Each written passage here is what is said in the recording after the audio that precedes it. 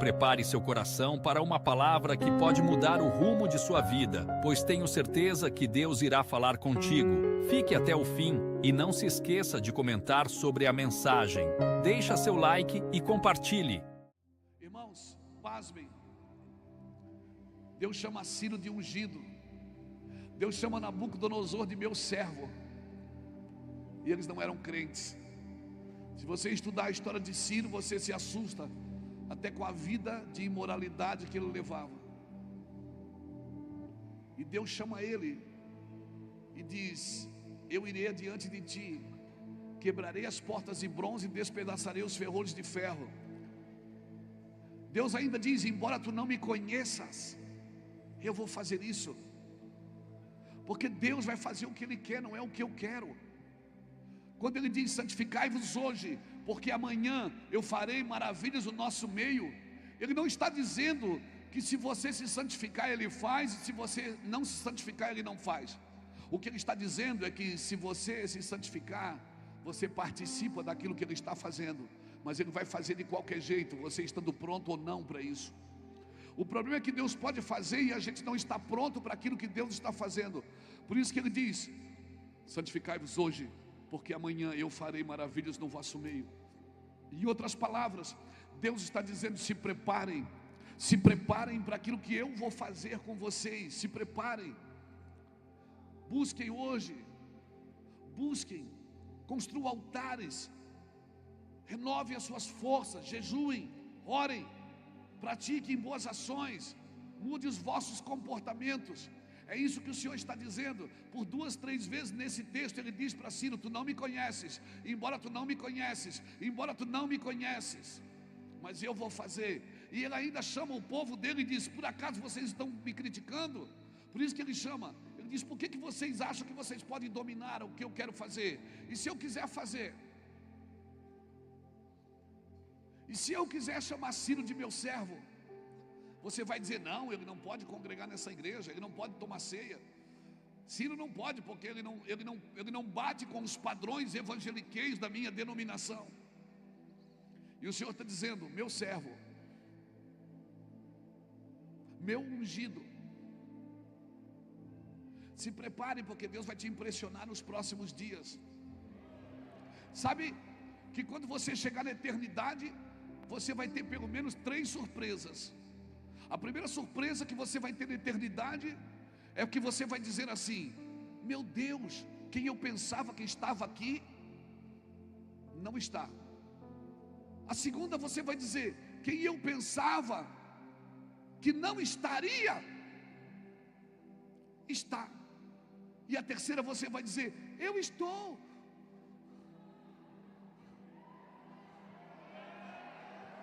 Eu consegui. Quem sou eu para dizer o que Deus deve fazer e o que Deus não deve fazer? Quem sou eu para doutrinar o meu Deus? Por isso que às vezes Deus permite a gente passar por dificuldades, sofrimentos e dores, mas nada vai prejudicar você permanentemente, amém? Nada.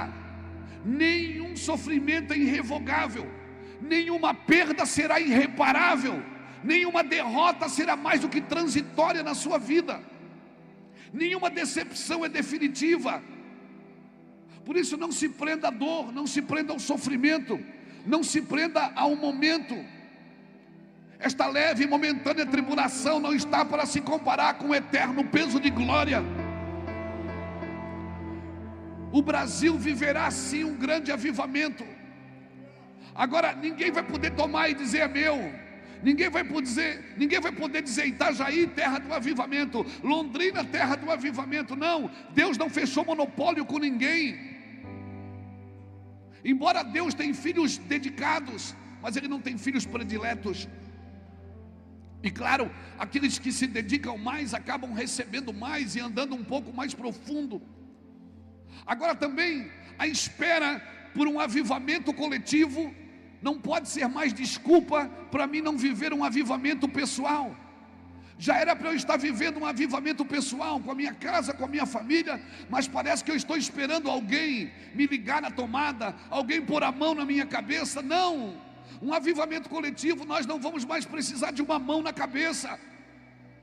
Embora Deus manda a gente orar um pelo outro, mas uma coisa não substitui a outra. Esses dias lá em Itajaí, esses dias faz uns 5 anos, uma irmã disse assim: pastor, eu lembro quando Deus te usava. Ela falou para mim: eu lembro, pastor, quando Deus te usava. Eu digo: a senhora lembra? Lembro.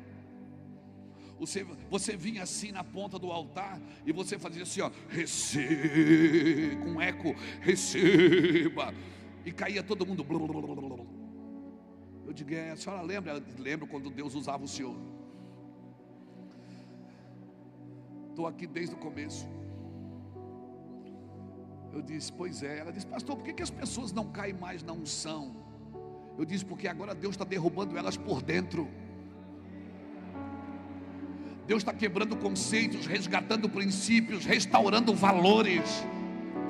Agora, quando a glória vem, não precisa mais ninguém ser empurrado ou derrubado. A pessoa se joga, ela mesmo quer aquilo. Deus está derrubando a gente por dentro, organizando a nossa mente, sincronizando a nossa mente e o nosso coração. E essa irmã ainda disse mais para mim. Ela disse: eu percebo que de vez em quando o senhor repete as mensagens. Essa mensagem que o senhor pregou hoje, por exemplo, faz uns 15 anos que o senhor pregou, não faz? Eu digo: faz, irmã. Oh, aleluia. Ela disse: eu vejo que o senhor repete, penso que eu não sei que o senhor repete as mensagens. Eu digo: é verdade. Ela disse: por que o senhor repete as mensagens? Eu disse: porque a senhora repete o pecado. Aí eu tenho que repetir a mensagem. Toda vez que a geração repete o pecado, nós temos que repetir a mensagem. Eu já queria estar falando de outras coisas. Eu queria estar falando da glória de Deus, do fogo de Deus, do poder de Deus. Mas não, ainda temos que falar de fundamento, ainda temos que falar de família, ainda temos que falar de coisas que parece que a igreja esqueceu. Nós já era para estar pendurado, irmão. Já era para ter uma tirolesa de lá aqui, descendo no púlpito. Meu Deus, era para a gente estar voando que nem anjo aqui já. Mas não, a gente tem que repetir tudo de novo. Por quê? Porque as gerações vão repetindo o pecado. Queridos,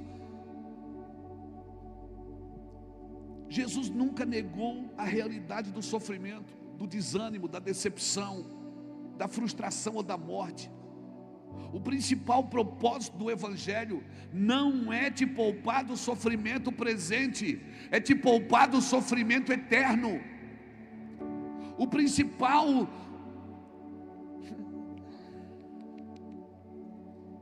A Bíblia diz que Jesus aprendeu a obediência por aquilo que sofreu. E hoje nós fizemos campanha: para de sofrer.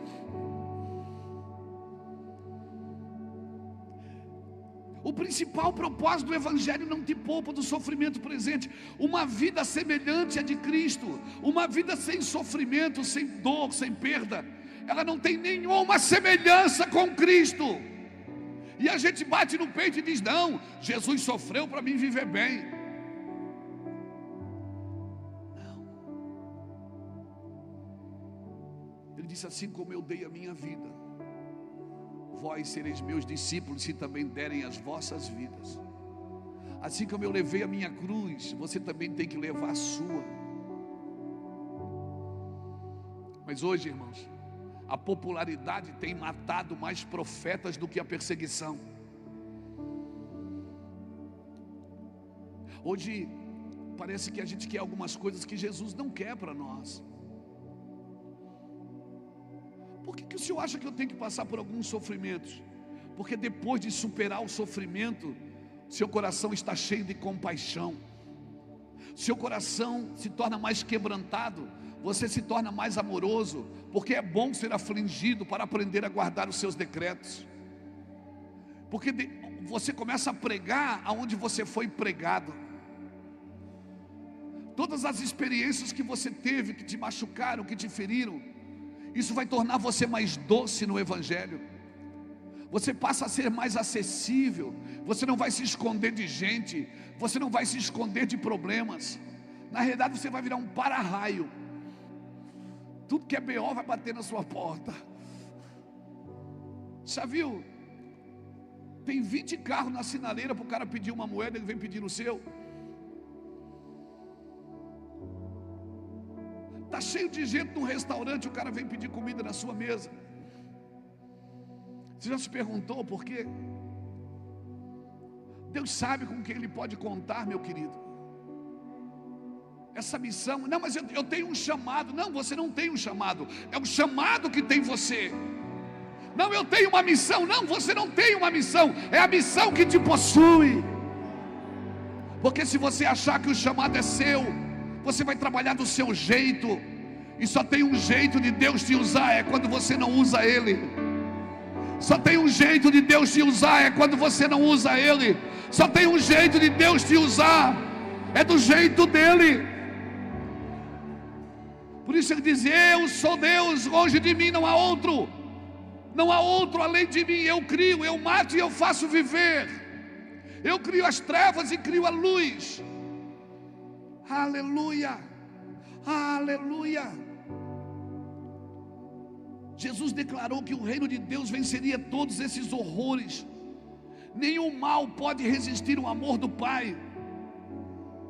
E por isso nós não precisamos criar proteções.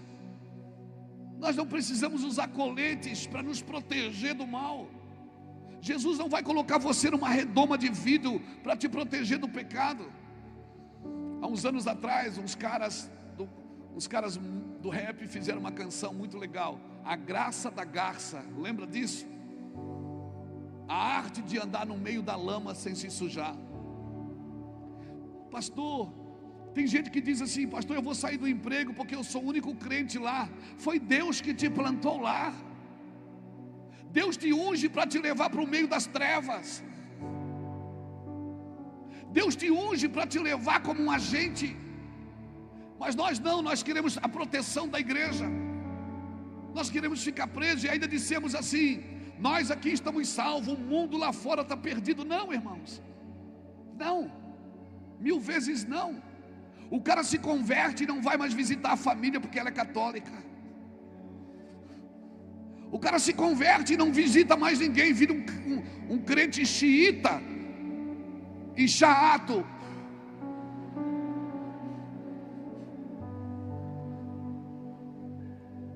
Se toda a santidade que você conquistou é fruto somente do seu esforço, isso não é santidade, é orgulho religioso.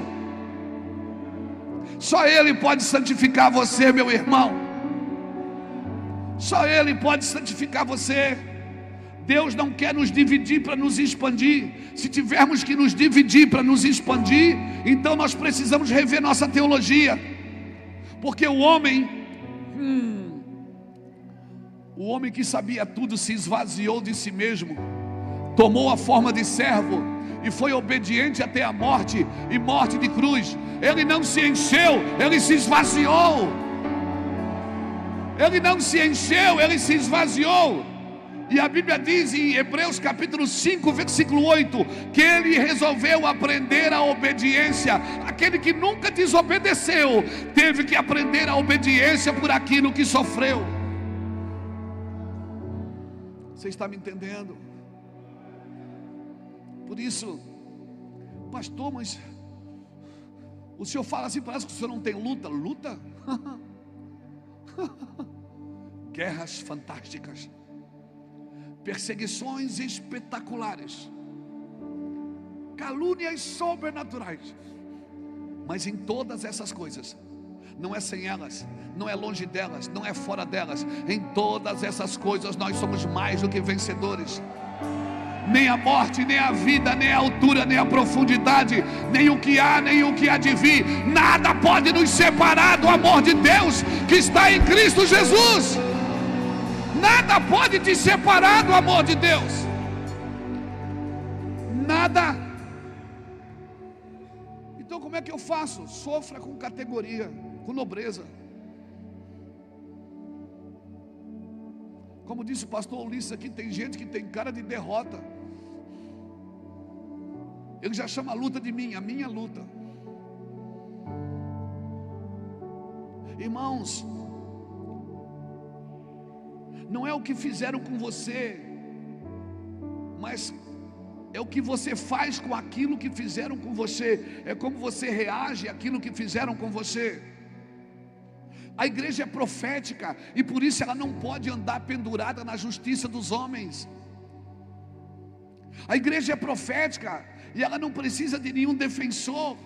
O defensor da igreja, a igreja já tem um cabeça e é Cristo. Na realidade, é a política que precisa da igreja, não a igreja da política. São os governos que precisam da igreja, porque Jesus vai arrebatar a igreja. A igreja deveria influenciar todas as áreas de uma sociedade. Ela deveria estar lá influenciando os atletas, influenciando os artistas, influenciando os políticos, influenciando os empresários, o comércio, a indústria, todas as áreas de uma sociedade, porque não tem um palmo de terra deste planeta que Deus não queira remir. Não tem uma pessoa desta terra que Deus não queira transformar.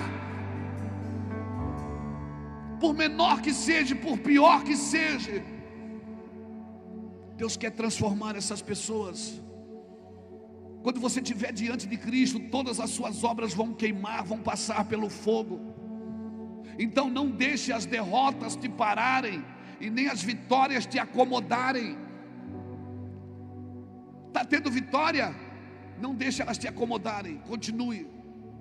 Está tendo derrota? Não deixe as derrotas te pararem. O dia que você perder a paixão pelo que você faz, você está em grande risco.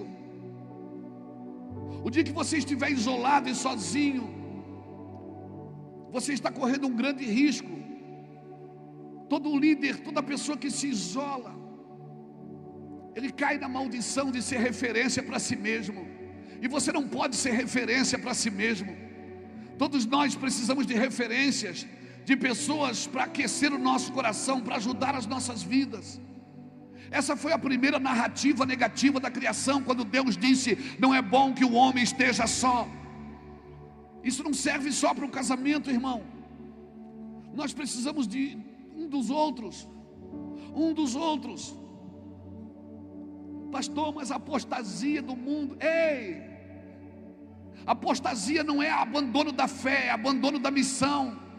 Apostasia não é abandonar a fé, é abandonar a missão. Porque tem gente que está perdendo a fé.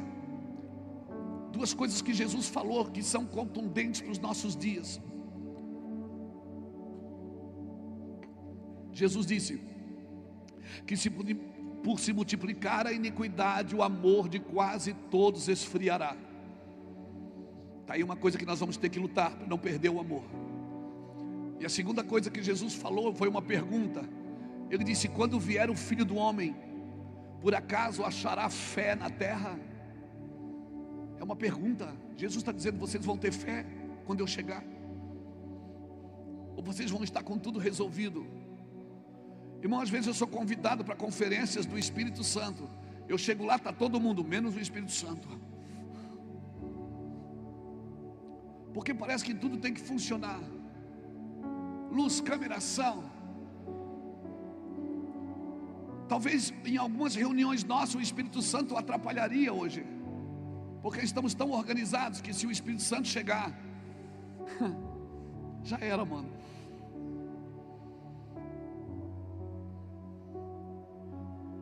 Mas só quem dirige a igreja é o Espírito Santo.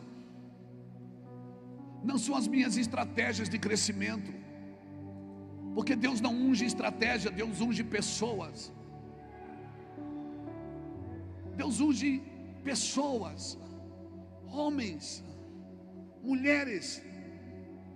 E se você acostumar a pregar sem a presença de Deus, chegará um tempo que você não vai mais buscá-la. Você já sabe pregar. Então o que eu faço, pastor? Vai buscar Deus. Para tudo, mano. Independente do lugar que você vive, trabalha e mora, vai buscar Deus, irmãos. Pastor, mas é muita perseguição, é muita luta. Irmão, aprenda a calar a boca dos outros sem abrir a sua. Aprenda a calar a boca dos outros sem abrir a sua. Faça isso pelos frutos. Pratique frutos. Produza frutos. E se você está fazendo algo sozinho, talvez isso seja pequeno demais, porque ninguém consegue trabalhar numa obra desse tamanho sozinho. Nós precisamos um dos outros. Ah, pastor, mas os dias são maus, os dias são maus. Quando Deus foi buscar aquele povo em Israel e no Egito, Deus não tirou o povo do Egito antes das pragas. As pragas vieram e eles estavam lá no Egito, mas eles não foram tocados pelas pragas, porque eles estavam cobertos pelo sangue. Ei, Jesus não vai colocar você numa redoma de vidro para te proteger do mundo, mas Ele vai ensinar você a viver no meio do mundo, sendo luz, sendo sal da terra, sendo luz para o mundo. Vai ensinar você a viver algo sobrenatural. Eu sou do tempo, irmãos, eu tenho 57 anos. Eu sou do tempo que as pessoas iam na igreja agradecer porque os filhos entravam na universidade. Hoje os pais fazem campanhas na igreja para os filhos não desviar na universidade. Irmão, se ele está sustentado em casa pelo poder de Deus, ele não vai desviar em lugar nenhum. Meu filho joga futebol, vive no meio dos vestiários, no meio das concentrações, viajando para pregar, para jogar futebol. De vez em quando ele está lá dando palavras. De vez em quando ele liga para mim e bota um menino no telefone e diz: pai, ora por esse menino, ele está fazendo coisa errada. Nós temos medo de enviar os nossos filhos para alguns lugares, com medo, porque eles podem desviar. Não, irmão.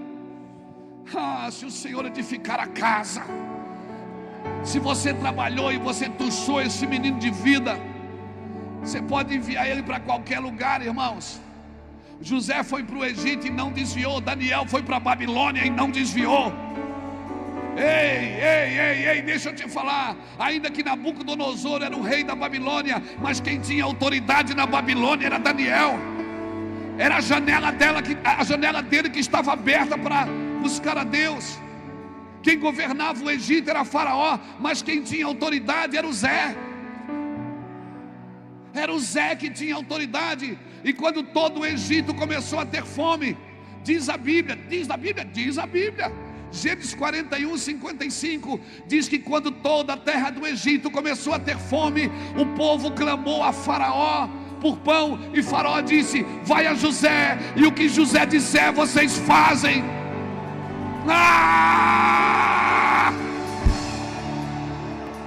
E a Bíblia diz assim, nos versículos seguintes: havendo fome em toda a terra do Egito, abriu José todos os celeiros e sustentou o Egito. Cadê os homens de Deus que vão abrir os celeiros nessa nação? Ah, meu Deus! Ah, meu Deus! Ei, deixa eu posso descer um pouco? Oh, meu Deus, eu estou pilhado hoje. Estou que nem miojo, 3 minutos eu estou cozido. Vou voar aqui hoje, hein, mano. Fome no Egito. Faraó ficou apavorado.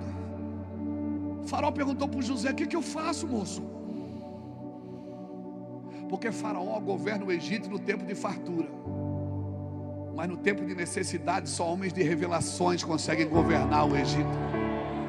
Então se prepare.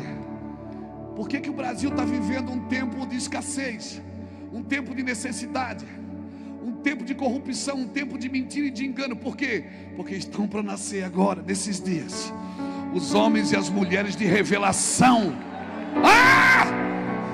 Os homens e as mulheres de revelação, eles vão nascer no meio do caos e eles vão sustentar o Egito. Quando tiver fome na terra do Egito, Deus vai te usar para sustentar o Egito. Então, por favor, não foca na fome, foca naquilo que está nascendo. Pastor, mas eu estou sofrendo. Mas a mulher, quando está para dar luz, ela também sofre. Mas ela não está sofrendo por aquilo que está morrendo, ela está sofrendo por aquilo que está nascendo. Coisa boa é sofrer por aquilo que está nascendo. Que o céu é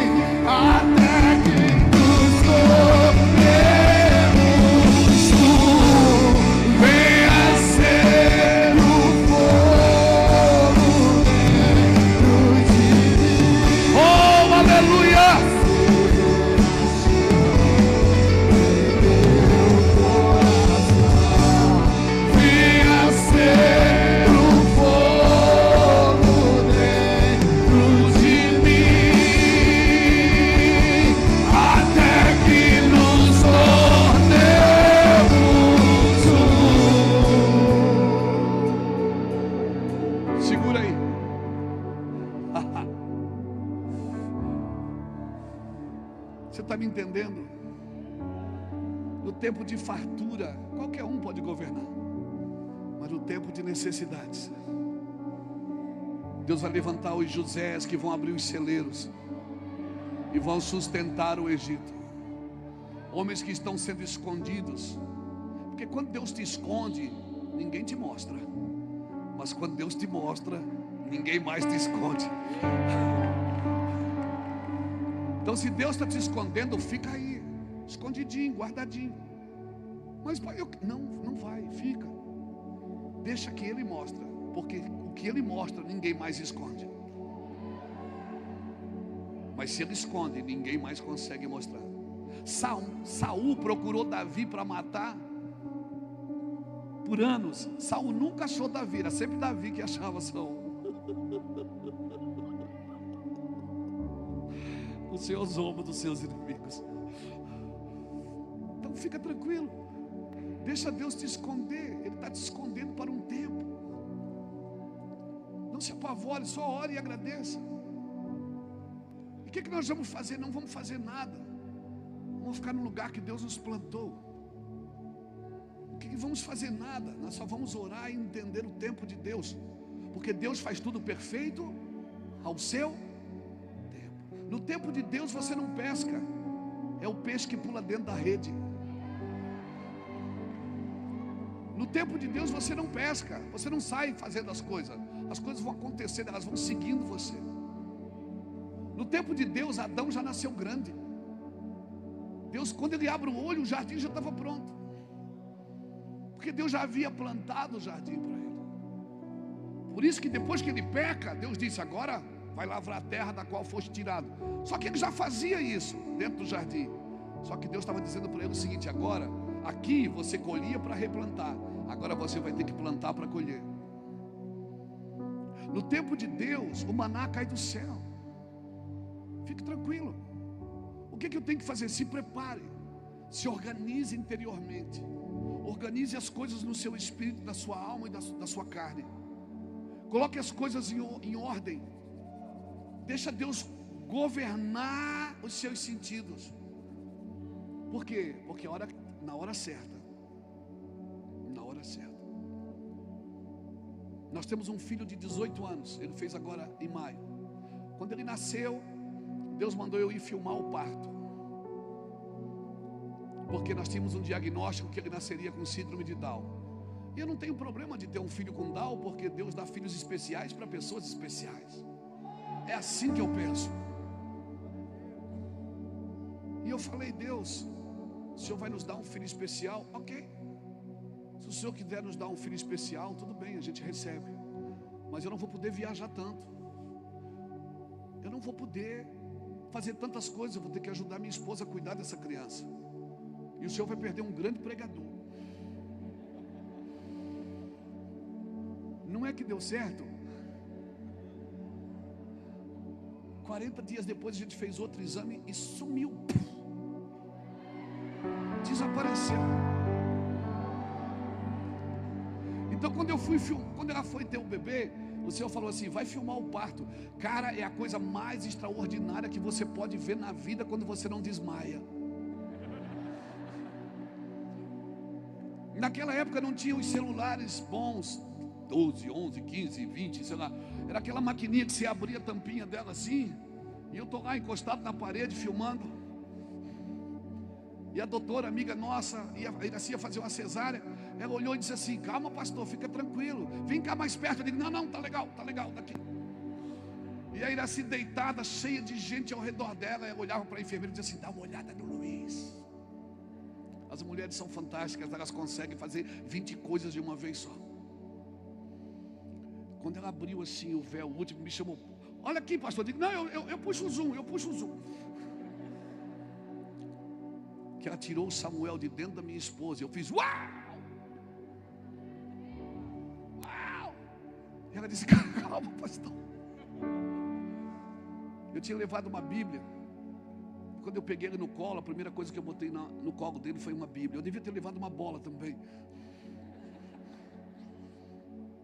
porque a vida dele é Bíblia e bola. E Deus começou a falar comigo. Deus disse: filho, sua esposa carregou essa criança por 9 meses. Ela sustentou, alimentou, protegeu, transferiu sentimentos. Mas quem colocou essa criança ali foi você. E o Senhor disse: assim é a minha igreja. Ela faz de tudo para encher suas cadeiras. Promete coisas, estratégias, fala coisas que eu nem disse. Porque ela quer ver sua casa cheia. Mas se elas entrassem na intimidade comigo, fechasse a sua porta, eu que estou em secreto, eu colocaria vida nela. E os filhos que ela geraria filhos da intimidade, não filhos de presentes. Filhos que buscam a minha presença, não os meus presentes. Presente não substitui presença. Cara, eu chorei e eu escrevi aquilo. Eu vim aqui nessa noite dizer para você, Londrina: presentes não substitui presença.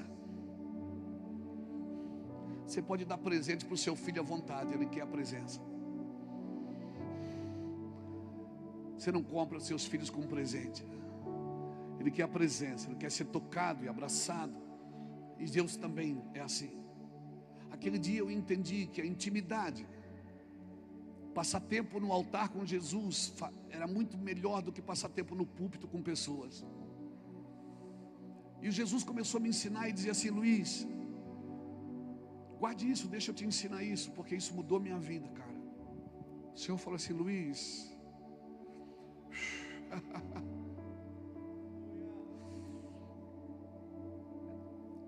manifeste no púlpito o que você recebeu no altar, estabeleceu numa mesa e santificou num leito. Eu disse: Deus, eu não estou entendendo. Ele disse: escreve: altar, púlpito, mesa, leito. Ele disse: esses são os lugares que você vai passar mais tempo na sua vida. No altar comigo, no púlpito com a multidão, na mesa com seus filhos e amigos e no leito com a sua esposa. Se você vencer esses 4 lugares, ninguém vai poder parar o que eu tenho na sua vida.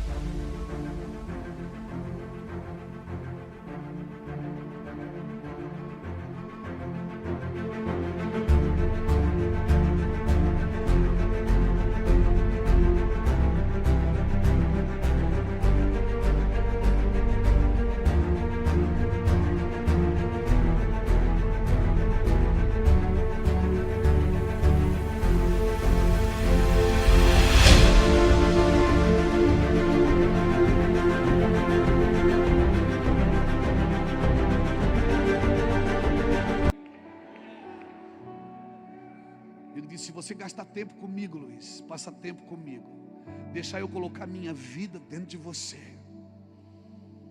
você não vai precisar de estratégias para atrair pessoas, elas virão. Você não vai precisar prometer nada para elas, elas estarão lá. Quando você subir ao púlpito, não prometa nada que eu não estou dando.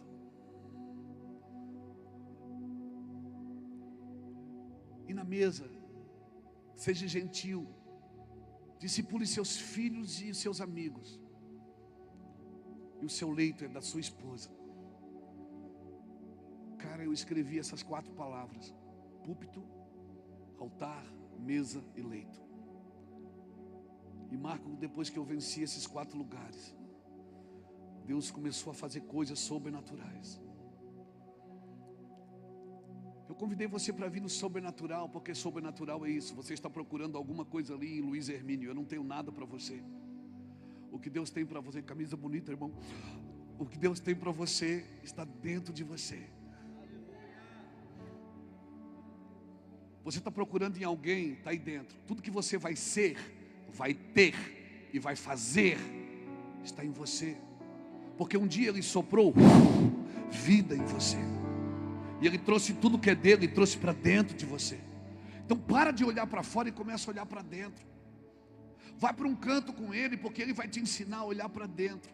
O mundo aqui fora vai estar caindo, derrubando e caindo constantemente. Mas você está aqui dentro, intacto, firme como uma rocha. Sua casa edificada sobre a rocha.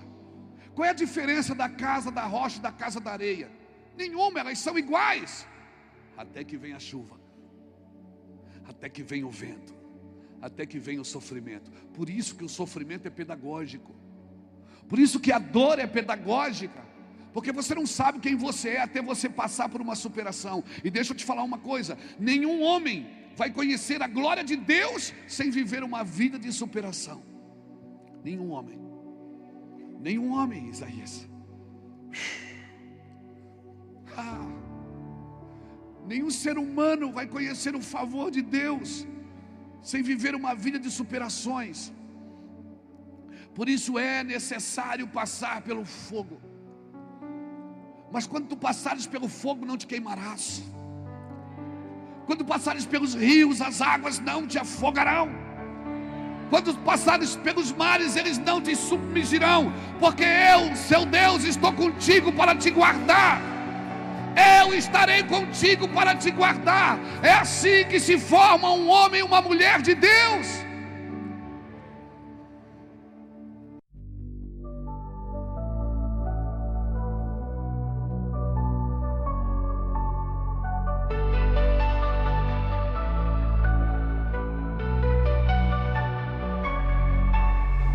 Whispers in the night, soft and out of sight.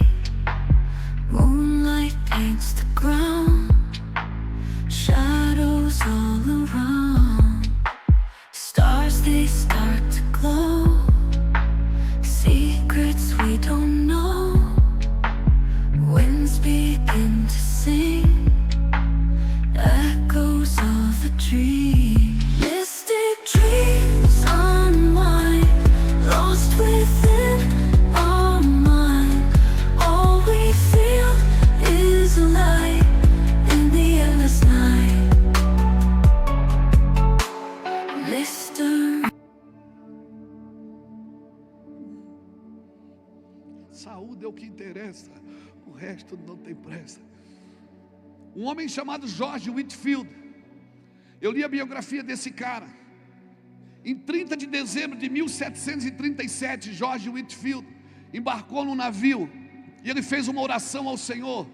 Ele disse: dai-me, ó Deus, uma profunda humildade. Dai-me, ó Deus, um zelo bem direcionado. Dai-me, ó Deus, um candente amor e olhos imparciais. Então os demônios e os homens façam o pior que eles puderem, porque nada vai me parar. Nada vai me parar. Cutuca alguém que está do seu lado, diga para ela, para essa pessoa: nada vai parar você. Nada vai parar você. O diabo não tem poder de parar você. Satanás não tem poder de parar você. A única pessoa que pode te parar é Deus ou você mesmo. Nada pode te parar, nada vai parar. Cutuca, cutuca. Isso, nada vai parar você. Aleluia!